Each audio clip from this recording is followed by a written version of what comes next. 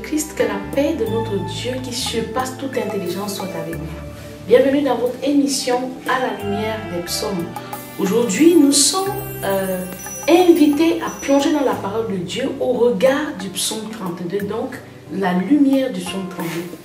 Bien-aimé dans le Seigneur, il est important que tu comprennes que tout ce que nous faisons, tout ce que nous disons ici est pour le salut de ton âme. Oui, le salut de ton âme. Lorsque la parole de Dieu dit, bien-aimé dans le Seigneur, que l'évangile est une bonne nouvelle, aujourd'hui, tu pourras comprendre et fixer ce savoir dans ton esprit, celui selon lequel l'évangile est une bonne nouvelle. Quand les gens le disent, on voit comment des personnes coulent dans la douleur. On voit comment des personnes coulent dans la maladie. On voit comment même ceux qui sont déjà dans la maison de Dieu, si tu lui demandes, c'est quoi la bonne nouvelle que l'évangile nous annonce? Certains vont te parler de l'apôtre Jean, d'autres vont te parler de l'apôtre Paul. Et dans cette confusion-là, l'œuvre merveilleuse de la croix devient inaccessible, même pour ceux qui sont convertis, car la perdition ne vient pas de ceux qu'on n'est pas convertis, mais elle vient de l'ignorance. Je peux donc être converti, né de nouveau, mais étant dans l'ignorance de certains principes bibliques, et ça me plonge automatiquement dans la perdition. Donc aujourd'hui, le psaume 32 va nous révéler sa lumière. Donc bienvenue dans la lumière du psaume 32. Nous allons donc expliquer les fondamentaux de ce qu'est la rémission du péché. Lorsque nous avons grandi dans la religion, on a mal compris ce qu'était la repentance, la rémission du péché ou la confession du péché. Donc le diable a usé de ruses pour détourner la puissance de ce qu'était la repentance et a conduit les hommes à se confier aux hommes au lieu de se confier à celui qui est, la Bible déclare que celui vers qui nous devons adresser nos prières, qui n'est rien d'autre que l'Éternel des armées, le roi de gloire, Jésus-Christ de Nazareth. La parole de Dieu est le remède pour les péchés. Dans le psaume 32, nous allons voir dans sa lumière que le psaume 32 n'est donc plus juste une prière, j'aime à le dire. Les psaumes ne sont pas juste des prières. Le psaume est un exercice d'application pour tout croyant qui veut manifester, c'est-à-dire sa foi, en la rendant vivante par les œuvres.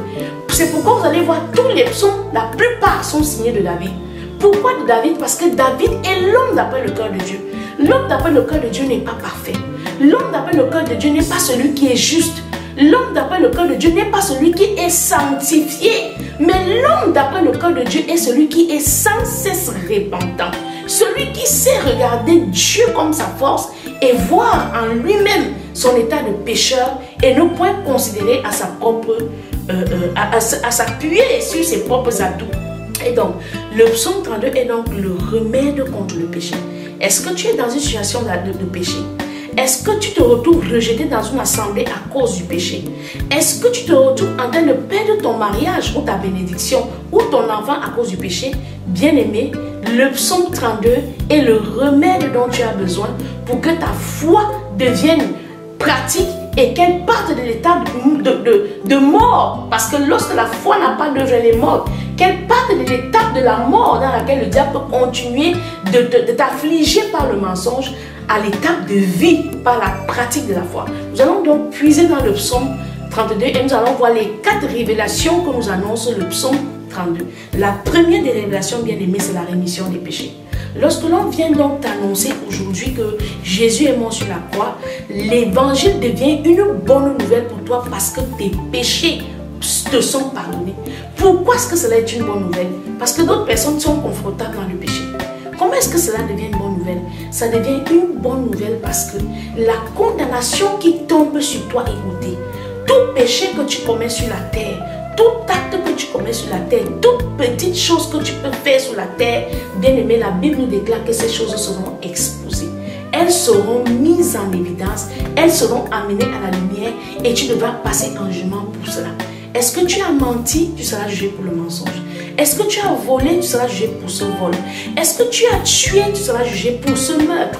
Mais Jésus-Christ vient. Voilà donc la bonne nouvelle. Il vient pour que les actes qui te condamnent soient pardonnés. En quoi est-ce que cela devient nécessaire et comment est-ce que ça devient nécessaire?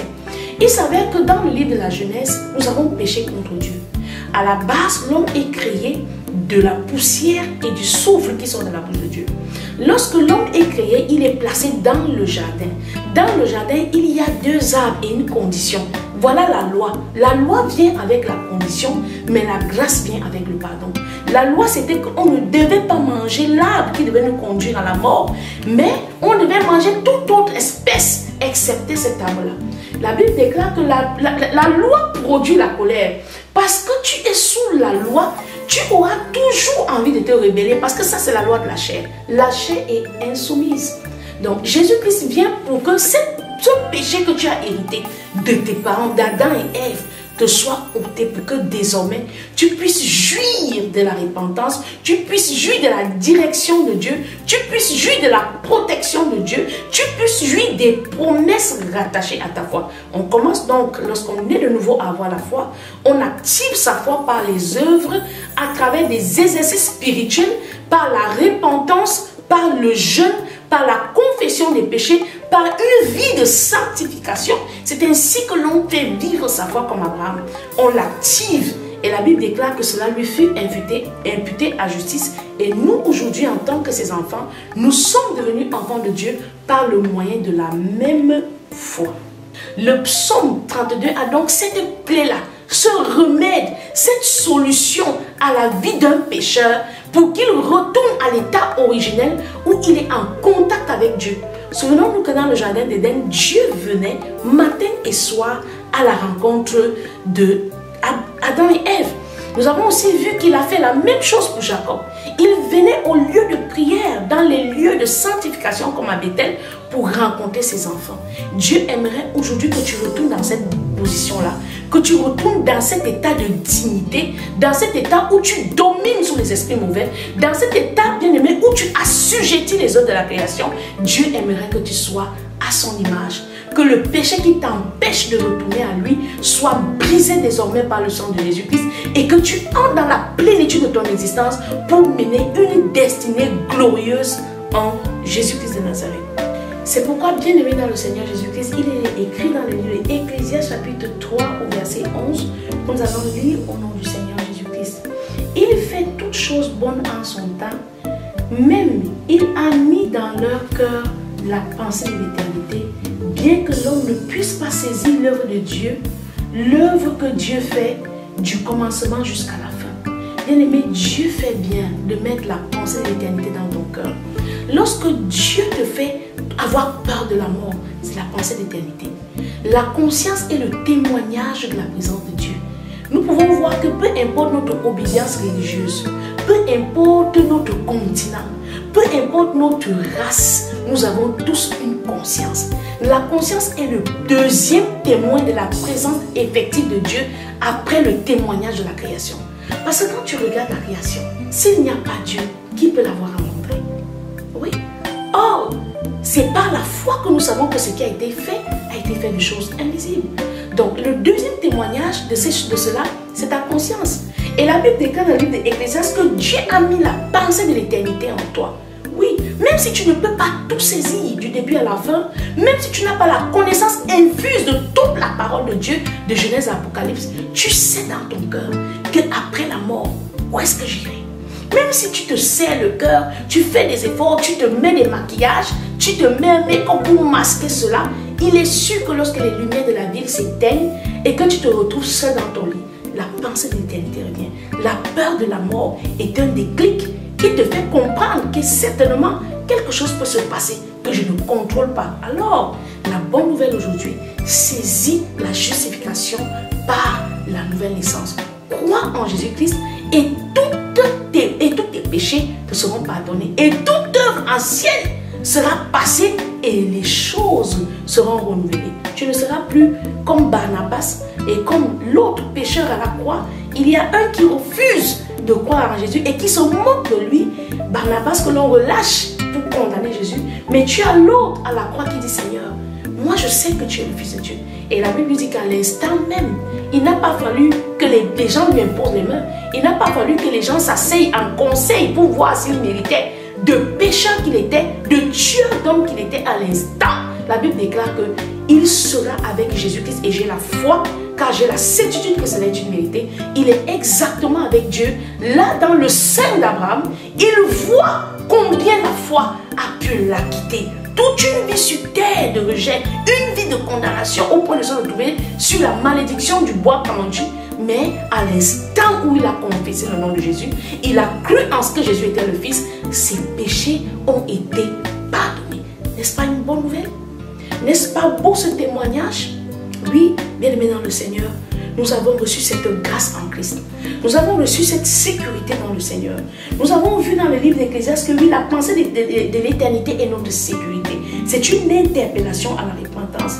Donc, nous sommes impuissants lorsque nous vivons dans la chair et nous devenons forts lorsque nous vivons dans l'esprit de Jésus-Christ, l'esprit premier-né d'entre les morts, l'esprit supérieur, l'esprit qui est engendré par l'esprit de la résurrection.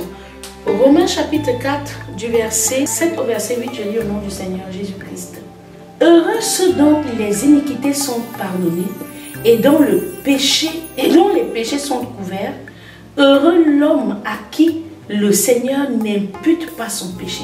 Ce bonheur n'est-il que pour les circoncis ou est-il également pour les incirconcis? Car nous disons que la foi fut imputée à justice à Abraham. Comment donc lui fut-elle imputée? Était-ce après ou avant sa circoncision? Il n'était pas encore circoncis, il était incirconcis. Bien-aimé dans le Seigneur, en sorte que personne ne se glorifie de ses propres œuvres. La foi que Abraham place en l'Éternel ne vient pas de ce qu'il est soit chrétien pentecôtiste né de nouveau, ou alors il est encore sous l'état de païen comme certains aiment le dire. Lorsque Jésus-Christ vient mourir sur la croix, il ne vient pas mourir pour un type de personne. Lorsqu'il vient, il vient vers les siens, les Juifs, et la Bible déclare qu'elle est venue vers les siens et les siens ne l'ont point reconnue. L'apôtre Paul est donc suscité pour nous afin que nous puissions nous connecter à cette œuvre merveilleuse de la croix, révélée à la lumière du psaume 32, bien aimé, par la foi. Je me connecte à la rémission des péchés par la foi. Au verset 7, il est écrit: heureux ceux dont les iniquités sont pardonnées et dont les péchés sont couverts. Heureux l'homme à qui le Seigneur n'impute pas son péché. Le péché n'est pas imputé à l'homme à cause de ce qu'il est circoncis ou il est incirconcis. Non, le péché est pardonné à l'homme parce qu'il croit en Jésus-Christ. Crois au Seigneur Jésus-Christ aujourd'hui et tu seras sauvé, toi et toute ta famille. Le remède du péché à la lumière du psaume 32, c'est de croire en Jésus. À partir de cet instant, à partir d'aujourd'hui, si tu es sous le son de ma voix, quel que soit le lieu où tu te trouves, crois à cette parole qui est prêchée aujourd'hui, crois à la lumière du psaume 32 et reçois la rémission de tes péchés gratuitement. Viens au pied de la croix, viens devant la parole, viens dans l'œuvre merveilleuse que Jésus-Christ a accomplie sur la croix et décharge-toi. Décharge-toi de ce péché, quel que soit le lieu où tu te trouves. Peut-être tu es en cellule, peut-être que tu cours sous une addiction. Bien-aimé dans le Seigneur, le péché a le pouvoir et l'emprise sur toi tant que tu es encore sous sa loi. Quitte cette loi-là et tu verras ce que Dieu peut faire dans ta vie. Et tu verras ce que Jésus-Christ peut apporter dans ta vie. Et tu pourras toi-même vivre la différence parce que l'évangile ne se prêche pas seulement, l'évangile se vit. C'est pourquoi nous sommes rendus témoins de Christ. Parce que nous avons vaincu le diable par la parole de notre témoignage. Je peux désormais te dire, moi qui parle aujourd'hui, derrière cet écran, que j'ai vu la miséricorde éternelle. Le Seigneur m'a pardonné et il m'a donné un fils et j'ai porté cet enfant. J'ai porté cet enfant dans mes mains. Je suis allée une fois avec mon époux, on était dans une grande campagne d'évangélisation et on appelait à la repentance devant. J'étais jamais de nouveau, mais je n'étais pas dans une vie de sanctification. Et donc je suis allée avec mon mari et mon mari m'a demandé, mais pourquoi tu te lèves alors que tu es jamais de nouveau? Je savais que quelque chose m'a séparé du Seigneur. Je savais que j'étais passée par quelque chose qui n'était pas digne de la foi que je confessais. Et à l'instant même où j'ai accepté le Seigneur Jésus-Christ, à l'instant même où j'ai confessé mon péché, bien aimé, j'ai été réconcilié avec Dieu. Le cercle qui a été brisé est revenu parfait. L'alpha et l'oméga a primé sur ma vie et il a commencé à me conduire. Donc c'est ça les différents bonheurs que nous révèle le psaume 32. Et je porte cet enfant aujourd'hui comme le témoignage de ce que Jésus-Christ m'a pardonné.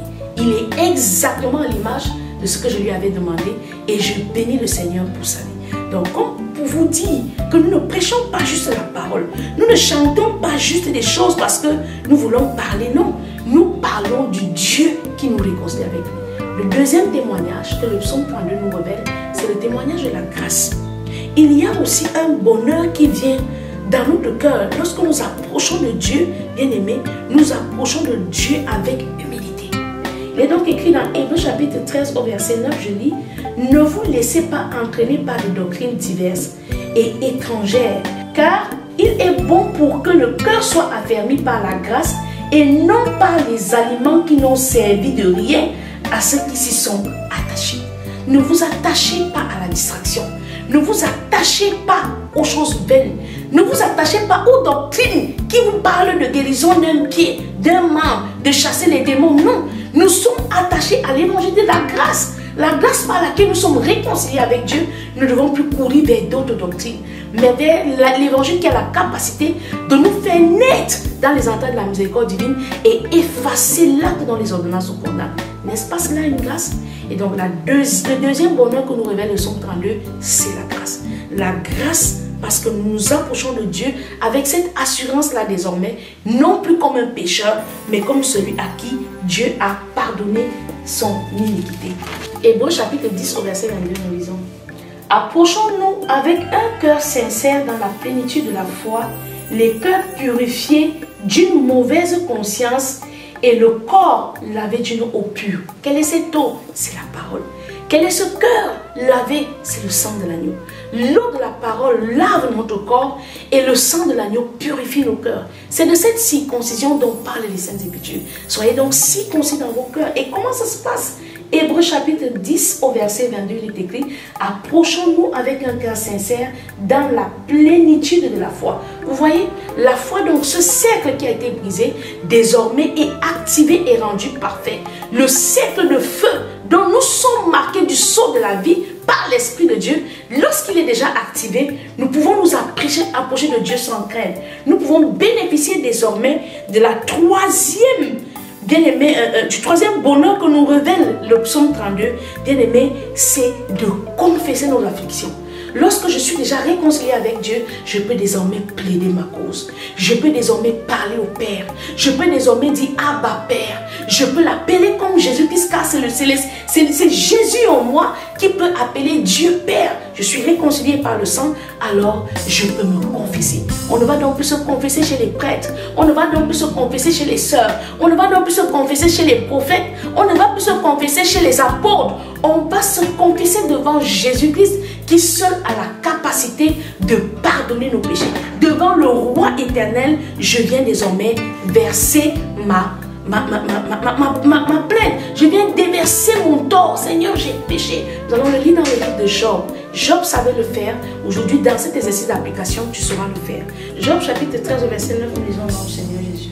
S'il vous sonde, vous approuvera-t-il? Ou le trompez-vous comme on trompe un homme? Voilà. C'est ainsi que nous devons avoir le cœur disposé quand nous venons dans la présence de Dieu. Vous devez comprendre, lorsque nous rentrons plus haut, il est écrit, Job au chapitre 9, il est écrit, nous montons au verset 8 pour mieux comprendre. Voulez-vous avoir égard à sa personne? Veux-tu donc avoir de l'égard à la personne de Dieu? Voulez-vous plaider pour Dieu? Est-ce que vous croyez que Dieu est aveugle? Est-ce que vous croyez que Dieu peut être manipulé? Parce que vous allez à l'église, vous donnez vos dîmes, parce que vous prêchez la parole pendant que vous ne vivez pas une vie de sanctification? Non, Dieu n'est pas un homme. Dieu n'est pas un fils de l'homme à qui on peut dire des choses que l'on ne pense pas. Il est écrit donc dans Job chapitre 13 au verset 9, et nous avons le bonheur de le lire. S'il vous sonde, vous approuvera-t-il? Si Dieu entre maintenant en vous au profond de vos entrailles, est-ce qu'il vous approuvera? Ou pensez-vous que vous pouvez le tromper comme on trompe un homme? Non. Nous avons par le psaume 32 la révélation de ce que la présence de Dieu se trouve au pied de la croix. Lorsque j'entre dans la repentance, lorsque je suis dans le troisième témoignage du psaume 31, je suis dans l'affliction de mon péché. Je reconnais en fait que je ne dors pas mal, je me couche, je fais des mauvais rêves, j'ai des songes où je vois des choses qui m'arrivent, je vis dans une vie compliquée. Bien aimé, je dois me confesser. Je dois me repentir. Je dois aller dans l'intimité et confesser ce péché à Jésus-Christ. Parce que c'est la repentance qui nous libère du poids de l'affliction. Donc lorsque Jésus dit vous êtes fatigués et chargés, c'est parce que nous pesons sur le péché de l'affliction. Je suis sur un poids terrible. Parce que le péché pèse, bien-aimé. Le péché pèse au point de te faire vivre courbé. La Bible déclare qu'il y avait une femme que Jésus-Christ a libérée qui avait fait 18 ans d'infimité. Elle marchait courbée. Qu'est-ce qui faisait autant courber cette femme? La Bible déclare que c'était un esprit d'infimité. L'esprit d'infimité était dans cette femme-là. Souvenez-vous qu'elle allait à la synagogue. Il y avait là-bas des disciples. Il y avait là-bas des sacrificateurs. C'était un lieu d'adoration. Mais la Bible déclare qu'il a fallu 18 ans pour qu'elle rencontre Jésus-Christ. Comment est-ce que nous pouvons rencontrer Jésus-Christ aujourd'hui? Pour que nous ne soyons pas étouffés par l'affliction de nos péchés. Bien-aimé, c'est dans l'intimité. Répands-toi. Confesse ce péché qui a traversé des générations dans votre famille et qui vous a fait tous marcher sous le poids de l'esprit d'infimité. Infimité dans la prospérité, infimité de porter des enfants, infimité d'aller loin à l'école, infimité même de prêcher la parole, parce que le péché est une affliction. Le poids du péché nous soumet à devenir des hommes courbés. Nous marchons avec la tête baissée. Bien-aimés dans le Seigneur, aujourd'hui donc, nous te lançons cet appel. Si jamais tu te retrouves dans cette situation jusqu'à ce jour, confesse à Jésus-Christ ce qui ne cloche pas dans ta vie. Confesse à Jésus-Christ ce qui ne cloche pas dans ta vie. Dis-lui, Seigneur, voilà, depuis que je suis en couple, je n'arrive pas à me réjouir du mariage. Mon mari vit dans l'adultère. Seigneur, je suis un enfant de Dieu, mais je me rends compte que malgré cela, je n'arrive pas à me réjouir de la plénitude de mon mariage. Va vers lui, dis-lui ce qui ne va pas. Comme la femme samaritaine, dis-lui, oui Seigneur, je n'ai point de mari. Lorsque tu le feras, il te donnera cette eau vive. Nous avons lu tout à l'heure dans la parole. Lavons nos corps par l'eau pure de la parole et sanctifions nos cœurs par le sang de l'agneau. Nous avons besoin d'accéder à ces choses. Demande à Dieu pardon si tu as péché contre lui, si tu as péché contre tes enfants, si tu as péché contre ton conjoint, si tu as péché contre tes amis et frères ou tes sœurs en Christ, et Dieu te pardonnera. Voilà la 4e révélation du psaume 32. Dieu pardonne ceux qui confessent la vérité. Non aux prêtres, non aux apôtres, non aux prophètes, non à la sœur en Christ, non à tout ce que nous pouvons imaginer, mais dans le secret de l'intimité. Va au pied de la croix, va à Jésus-Christ, rapproche-toi de lui, va à ton Dieu et il te libérera. Cette infimité qui a mis 18 ans, il le fera comme le jour du sabbat. Il a confondu les sacrificateurs et relevé sa fille. Il a dit, si nous pouvons détacher nos ânes, si nous pouvons laisser nos ânes libres le jour du dimanche, pourquoi lui est-ce qu'il ne va pas libérer sa fille? Car l'évangile est une bonne nouvelle. Bonne nouvelle d'être pardonné par nos fautes. Bonne nouvelle d'être pardonné par le Seigneur Jésus-Christ. Psaume 32, Psaume de David, exercice d'application de la repentance et remède pour le péché. Nous lisons au nom du Seigneur Jésus-Christ. Heureux celui à qui les transgressions est remise, à qui le péché est pardonné. Heureux l'homme à qui l'Éternel n'impute pas d'iniquité et dans l'esprit duquel il n'y a point de fraude. Tant que je me suis tue, mes os se consumaient. Lorsque tu tais ton péché, lorsque tu le gardes, tes os vont se consumer. Et David le dit, tant que je me suis tue, mes os se consumaient. Je gémissais toute la journée car nuit et jour, ta main s'appesantissait sur moi. Ma vigueur n'était plus que sécheresse comme celle de l'été. Je t'ai fait connaître mon péché, je n'ai pas caché mon iniquité. J'ai dit, t'avouerai-je mes transgressions? Bien-aimé, avouons nos transgressions devant le Seigneur. Et tu as effacé la peine de mon péché, qu'ainsi tout homme pieux te prie au temps convenable. Vous avez vu, voilà l'exercice d'application de la repentance. Oui, David dit ainsi que tout homme pieux te prie autant que toi tu auras fixé. Car c'est Dieu qui ajoute à l'Église. Que tout homme pieux te prie au temps convenable. Si de grandes eaux débordent, si ta vie est devenue un jar, comme on dit au Cameroun, un jar, mon frère, confesse ton péché. Si de grandes eaux débordent, elles ne l'atteindront nullement. Et les choses qui ont vaincu sur toi au passé ne pourront plus vaincre quand désormais tu marches sous la direction divine. Tu es un asile pour moi, tu me garantis de la détresse, tu m'entoures de chants de délivrance. Je t'instruirai, je te montrerai la voie que tu dois suivre. Bien aimé, voilà la 4e révélation que nous avons dans le psaume 32. C'est que lorsque nous sommes déjà pardonnés, désormais, nous pouvons entendre Dieu. Beaucoup de personnes disent, mais moi on fait comment pour entendre Dieu? Pour entendre Dieu, il faut avoir un cœur pur et il faut que notre corps soit lavé par la parole de Dieu. Je t'instruirai et je te montrerai la voie que tu dois suivre. Je te conseillerai. J'aurai le regard sur toi. Ne soyez pas comme un cheval ou un mulet sans intelligence. Voilà les personnes qui disent non, pourquoi de toutes les façons, Dieu même sait que je ne peux pas me séparer de cette situation parce que je vais faire comment. Non, ça c'est être têtu. C'est être comme un mulet sans intelligence. Et le droit, la Bible le dit. On les bride avec un frein et un mort dont on les part afin qu'ils ne s'approchent point de toi. Oui, ces personnes-là sont des personnes que l'on achète avec l'argent. Ce sont des personnes qui portent maman, des personnes qui s'adossent sur leur bien ou sur leur connaissance. Tu vas voir des personnes qui sont déjà très spirituelles au point de croire que leur travail c'est de juger. Non, nous sommes en perpétuelle repentance. Le roi David était déjà roi, mais il continuait de se repentir. Ne sois donc pas comme ce cheval-là, comme ce mulet sans intelligence, bien aimé dans le Seigneur, afin que le diable ne t'approche, ne te permette pas d'approcher de Dieu. Libère-toi de ce faux raisonnement, brise ce protocole et jette-toi au pied de la croix. C'est pourquoi il dit, recherchez premièrement le royaume des cieux, qui est la parole, deuxièmement la justice qui est le sang de l'agneau, et toute chose vous sera accordée par-dessus tout. Beaucoup de douleurs sont la part du méchant. Celui qui vit dans le péché souffre, mais celui qui se confie à l'Éternel est environné de sa grâce. La deuxième révélation du psaume 32, c'est la grâce de l'Éternel.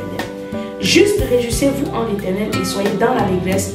Poussez des cris de joie, vous tous qui êtes droit de cœur. L'un des signes des fils de l'Éternel, c'est la droiture de ton cœur. Examine ton cœur, comme dans le livre de Job, Job chapitre 13 au verset 9, il dit, est-ce que si Dieu te sonde, il te trouvera pur?